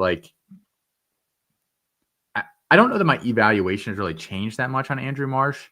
It's a lot of we're just going to kind of scheme you open type stuff, like super basic, not a crazy route tree. So I just, no matter what, he's going to get peppered with targets. I think 65.5 feels a little bit low. If it was closer to 80, I'd have been a little more hesitant. But 65.5 feels a little bit low. So yeah, that's what I've got for today. All right. Chris, do you have some betting plays for us at all today? Anything you still like? I talked about it. I'll give you one. I talked about it earlier. I like UAB at the points today, 21.5. It's a really big letdown spot for USF. They don't really have much to play for at this point, and UAB is playing hard under the interim, harder than they were playing for Trent Dilfer. So I think that they can score enough points to keep up. That 21.5 is a lot with an offense that can throw with Jalen Kitna at quarterback. Sex best. Jalen Kitna. Sex past Jalen Kitna. Well, he was not. He was charged. I don't believe he was ever out. No, he got a plea deal. Sorry. Yes. Yeah. I think they can score. Everything else is kind of moved. I do kind of like Maryland today. I think very vanilla game plan for Michigan. Ohio State's on deck. I don't think asking 2 touchdowns is all that crazy, especially with how bad Michigan's offense has been recently. Yeah, Bryce Underwood's just not playing well. Yeah, they struggle. I don't know that he's not playing well. I think he's been He's not playing. I don't think he's playing good. He's not playing great. No, I would agree with that. I don't know that he's been the problem the past few weeks. Although he did have 2 interceptions last week. I forget. Is Michigan the most shocking 8-2 team? Yes. Every time I look at them, I'm like, oh man, I forgot they're 8-2. Yeah. I mean, if you're Michigan and you spent how much money on Bryce Underwood? 10 million, 15 million to bring him in? Are we talking cash or are we talking stock and stuff? Does he own Oracle stock? That's Larry Ellison's Oracle, right? Yeah. I mean, he just hasn't been great. We talked a little bit about this on Campus Life recently, by the way. Kind of agree with you. Yeah. Anyway, I just think Maryland can kind of keep it close. They're not let it get all the way out and have the plot unravel. Northwestern played them really tough. I mean, Michigan should have won and probably covered, but they didn't. Amari Arnold or Evan Dickens. We had Dickens ranked fairly high today, and Liberty has a pretty soft matchup, correct? They're 1-point favorites against. I mean, they stink. Louisiana Tech. Yeah, Louisiana Tech. Down to their third string quarterback. So, let me tell you, Dickens. Liberty being 4-6 at this time of the year is just like warms your heart. Yes. Yeah. Yeah. Dickens he had that huge blow up game a couple weeks ago, but he also hasn't been bad. He has 28 attempts in back-to-back weeks. Like I would certainly play Dickens over Arnold. Yeah, I like the volume there for sure. Like, that's not even that's not even like a consideration really for me. Like I'm not really on Arnold all that much today. I mean, I think the bigger question is what your pass points breakout look like, because that could tilt it toward OJ Arnold apparently after last week. 6-point passing touchdowns. I mean, these are the questions that we have to really be asking. Full PPR. I still think I would play Dickens. I mean, yeah, I understand the Arnold stuff, but like the receptions are not always there. Like they're there, but like not all the time. So I don't know, and it's a tough match. Like it still is a tough matchup. So like you might not get a lot of ground usage. Like you're just relying on receptions at that point. As where Dickens, like he's gonna get like 25 carries and like it's a competitive game script. All right, let's do injury roundup here, and then we will hit the Devy segment just so we because I know Corey works hard on that every weekend. It's a good one here this week. Jeremiah Smith, Carnell Tate are both out. Daniel Highshaw available. USC safety Kamari Ramsey sounds like he's probably going to be out, which could be good news for some of the pass catchers on Oregon. Kewan Brown out, as we discussed earlier. Desmond Reed rolled out this morning. Mark Fletcher is available, whatever that means. We're not 100% sure in terms of touch distribution. Jordan Tyson probable. Braylon Braxton is going to be a game time decision. Ruben Owens is warming up, and EJ Smith is not currently suited up. Jeremy Bernard, Josh Cuevas out. Mario. Did I say Craver already warming up? Ted Hurst, game time decision. That's where we are at right now, I think. And also, there's been no Denzel Boston news. It sounds like they're saying that he was going to be a stretch to play, but I don't think we have anything better than that. So, if anything kind of last second here breaks out, we will certainly toss it in there. Let's go over to Corey real quick on the Devy roundup, and then we'll pick some games, and I will hold your guys' feet to the fire because we'll only have 10 minutes to do it. All right, here we go. Colin. What is going on, Campus Canton family? Corey Pereira here from the Campus Canton Devy team, and we are back with another edition of the Devy session. And in this edition, I want to take a look at a few names we could see enter the transfer portal this offseason. Let's go.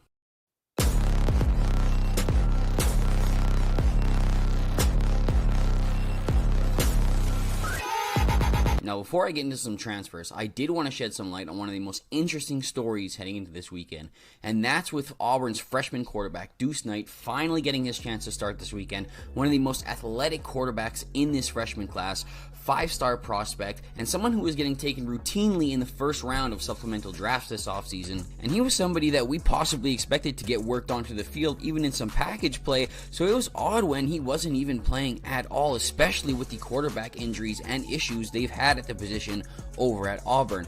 It just kind of adds to this mystery of his overall profile. For a guy with all the tantalizing traits, he's never truly dominated at any level of competition he's played at. And even this weekend, he's really only getting a chance to start because Ashton Daniels has chosen to preserve his red shirt, which means that he's still going to be around next year too. Maybe with a nice game today against a lowly opponent like Mercer, he can show some of those flashy traits that made him such a polarizing prospect, or with a bad showing, this steady fall down the rankings is only going to continue for him. Now, taking a look over at the transfer portal, it really has a way of increasing guys' values, especially the ones that transfer up in competition. I mean, looking at guys like even Cam Scatabo or Cam Ward who are in the NFL today, or guys like Duke quarterback Darian Mensah and Missouri running back Ahmad Hardy, who have seen sharp value increases given their success at their new locations. The question is, who's the G6 or lower level guy that's going to do that this year? At quarterback, that starts with South Florida's Byron Brown for me. He's probably a guy who would have flirted with the transfer up last year if not for an injury that kind of killed his momentum, but he's back fully healthy this year and reminding people of that dynamic, traitsy kid that he is. 6'3", 230 pounds, 4.640 in our database, and this kid's got a 600-pound squat and a 300-pound bench, which gives him an almost 90th percentile power rating in our database. This is all to go along with a 54 miles per hour velocity, arm talent that flashes some legitimate skills as a thrower as well. And he's putting up some pretty gaudy stat lines this year with just shy of 900 rushing yards, which only trails the Service Academy quarterbacks in the entire country, 2,500 passing yards, and the second most touchdowns in the country with 32.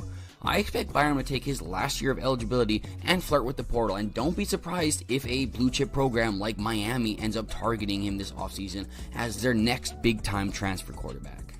Now, the running back position has had some varying levels of success in the transfer portal, especially when we're talking about guys who are transferring up in competition. I mean, talking about guys like the aforementioned Cam Scatabo and Ahmad Hardy, guys like Mississippi State running back Fluff Bothwell has done pretty well, and then there's a downside like what happened to Oregon's Mekhi Hughes in his transfer up from Tulane. But I'd bet that North Texas running back Caleb Hawkins will eventually test his luck on the market, given his explosive true freshman debut this year. He took over the backfield in about week 3 and has not looked back. He's currently leading all freshmen in rushing yards. He's number 1 in the G6 in rushing touchdowns, 4th in 10-plus yard plays, tied for 3rd in 15-plus yard plays, 2nd in missed tackles force, and 5th in yards after contact. He just came off an insane 2-game stretch where he accounted for over 400 yards and 9 touchdowns. Now, at 6'2", 200 pounds, he has the requisite size and kind of the frame to build into a little bit, and he seems like a good enough athlete, although with his height, he is a little bit of a high-cut runner. He doesn't have the most sudden movements, but either way, his trajectory is off to a blistering start, and he should get some legitimate attention this offseason, especially with his youth. Now, we've already seen some big names announce their intent to enter the transfer portal this offseason with guys like Auburn wide receiver Cam Coleman and Arizona State quarterback Sam Leavitt, but one name that I expect to be one of the most highly sought transfers in the market if he decides to enter is Michigan State wide receiver Nick Marsh. And he hasn't announced any intentions to do so, but seeing how this year has gone for Michigan State and that offense in general, I really would be surprised if he doesn't flirt with the idea. His stats have really taken a hit across the board, from efficiency, from advanced stats metrics, and just the raw statistics that he's putting up. And this is a guy at 6'3", 205 pounds with a recorded time over 21 miles per hour. He'll have plenty of suitors in the portal as well. He's as prototypical as it gets, and he's even shown us a little bit more after the catch this year, after that being an area he struggled with as a freshman. Don't be surprised if you see Marsh enter his name soon enough and end up at a blue chip program like Texas A&M or Penn State, Oregon. I even wonder if Ohio State would ever entertain the idea of a transfer. With how thin their depth is behind Jeremiah Smith, that Nick Marsh might not be a name that would look really nice playing next to Jeremiah Smith next year. Alright guys, that's going to do it for me this week. Make sure you guys are listening to the Back to Devy podcast, the #1 Devy podcast on the Campus of Canton podcast network. And make sure you guys are keeping it locked with Campus of Canton all season long.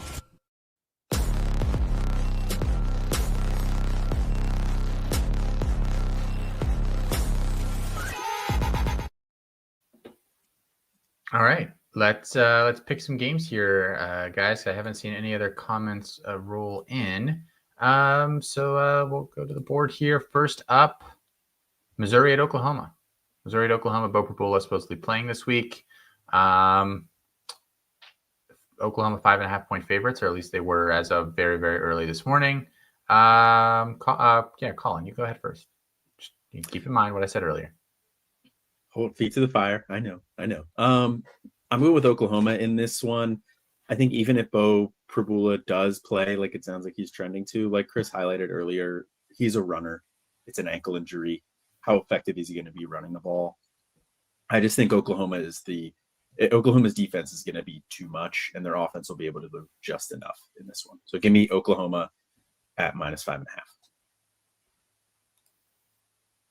Yeah, I find it very difficult to trust Missouri offensively. Period. Even if Prabula is playing, like I like his leg was coming off a couple weeks ago. I just find it hard to believe that he's healthy, and if he is healthy, I still like Oklahoma here. I just think that they can really get after the offense. And once Missouri got out of non-conference play, like they were sputtering with Prebula anyways. Like I don't think he really matters. And this line has moved 2 points, and that's probably more than enough. So inside a touchdown, I like the Sooners. Yeah, I like the Sooners here today as well. Could get a little bit ugly. I think the only thing that's going to keep it from getting ugly is that Oklahoma kind of stinks offensively. Do you think John Mateer's still just hurt, or is he just bad? Because I think it's a combination, maybe both. I think it's a little bit of both. I don't think the hand is actually really bothering him that much, though. So it's more a head injury. Yes. USC Oregon 15 USC 7 Oregon. This is honestly, I think this is an elimination game. I think if USC wins this game, Oregon does not make the playoff. Oregon is a 10.5 point favorite. Yeah, I agree with you. I don't love the 10.5 point line here to take Oregon, but this is do or die for Oregon. And I'm not going to say like I think they're totally eliminated. I think there could be a path for them to still sneak in, but it would be very difficult. And Oregon needs a statement win here. So I think chips are down. It's in Autzen. I think Oregon's going to come out ready to play. The fact that it's a 10.5, I don't love it, but I'm still going to take Oregon here. So this, depending where you look, it's 9.5. Depending where you look, it's 10.5.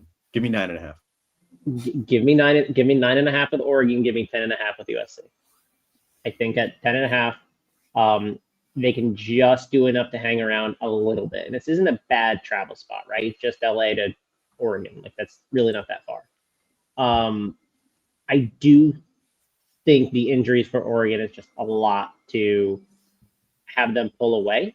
So I think USC can keep it kind of close. Like I know that they haven't played well on the road, but a lot of that is travel across country, like not same time zone stuff. So I think USC keeps it relatively, within 10.5.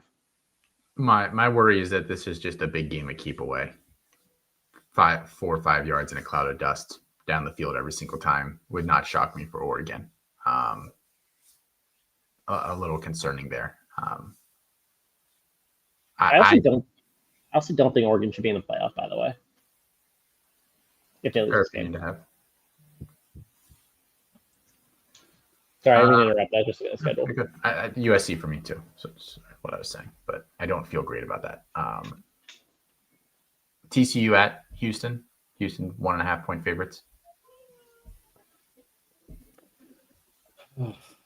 I don't trust Houston, so give me TCU in this one, especially as an underdog. Now, the Josh Hoover injury, how hurt is he? But I don't know. Houston is. I like Willie Fritz a lot. I don't love Connor Wigman in the offense. I think we could see maybe bad Connor Wigman here in this one, which he can throw multiple picks. So I'm going to go for the TCU in the upset here. They no-showed last week completely. Like, didn't even get off the bus kind of no-show against BYU. I think Hoover, something's wrong there. I don't think the vibes are very good there. Back-to-back losses now against teams that I don't think are particularly good either. Iowa State, BYU. So I like Houston here. I'm not worried about the motivation on the Cougar side. So I do think the offense has questions, but I don't think all that much of TCU's front, and I think the Houston defense can do their job. So give me the Cougars. Same for me, Houston as well. Pitt against Georgia Tech. Pitt at Georgia Tech. Georgia Tech is 2.5 point favorites. We all going Pitt? It looks that way. That worries me a little bit. But I think Georgia Tech is. We've thrown the F word around a little bit here. I think they're a little fraudulent. Like, who's their best win? And Pitt apparently was just throwing last week because they didn't care. So they're going to gear up, hopefully, you would think, for this matchup here. The fact that it's inside of 3, give me Pitt. Georgia Tech is one of the worst defenses in the Power 4. When Pitt struggled last week, a lot of that felt like Notre Dame. I don't know that Georgia Tech could even come close to replicating that. And Pitt with Heisman Heinzel is just like a different team. He's good. He's legit. So I think we're going to see a high scoring game, and B, one that Pitt pulls it off, because he might not always have the personnel to do it, but I think some of the scheme stuff is really going to bother Haynes King. And I know he can run, but if you take away the passing and you can just load the box, I think that's a recipe for success here. I think Pitt wins outright. It's only 2.5 points still. Mm-hmm. Wrong team favored. Last one here: Tennessee, Florida. Tennessee at Florida. Tennessee 4-point favorites. Yeah, give me Tennessee in this one. I just think they're the better team. I know Florida got up for the game last week, but can they do it again? I don't know. I think Tennessee is just going to give them problems. So give me Tennessee. I like Florida here. I thought they had quit, and I think I was wrong about that. They look like they played hard, and if they're playing hard, I think Tennessee can have some real problems. Like, I do not trust this Tennessee team really at all, and I think Florida has enough guys on the defense to keep this genuinely very close. So 4, it's a fine number, I think. I have Tennessee as well. So, all right. Since who would you rank higher in the one Collin draft? Oh, the 101 in the Collin draft. Decker or Collinsworth? I feel like either of the Collinsworths should be below me. The entire family should be below me, and I don't think that highly of myself. I'm just I'm so humble. Stock down on the Collinsworths. I hate the Nepo baby son. Sorry. What's his name? Send him, put him and Kirk Herbstreit's dog in a spaceship and just send it to the fucking moon. Tired of these people. It's not the dog's fault. Okay, send Kirk with him then. I don't care. Send Kirk. We'll put a tennis ball. Why don't we also Jack, J-A-C? Get out of here. Jack. What's that short for? All right, that's it for this week's show. We'll talk to you guys next week. Thanks for tuning in. Good luck in all your matchups. Bye.